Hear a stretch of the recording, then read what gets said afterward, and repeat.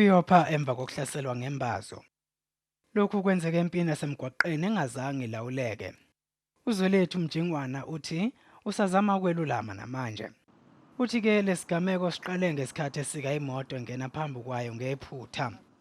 Uthi yena nomhlasele bebekade beqale bakhombisana umunwe. Uqhuba uthi kunomunye umshayeli obese emlandela. Umjingwana ulandisa ngokuthi-ke ubengakulindele ukuthi umshayeli engakhipha imbazo amhlasele. I tried to pull off. Accidentally, the car went into reverse, and it reversed straight into his car. And that's when he lost it. He was even more. He actually started slashing the windows. He started breaking everything that he could, and he slashed the car at the back. As he's breaking my window, he actually slashed me on my left upper arm. Lensizwa ithi izamile kuyishaya ezule eyayo kodwa-ke yalandelwa yasunduzelwa eceleni komgwaqo nokuyilapho iphinde yahlaselwa khona. Eventually I managed to pin him down.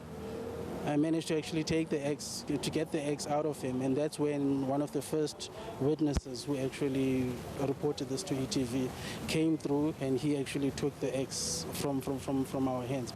Uthi-ke ufuna lo muntu ajeze ngalokho akwenzile.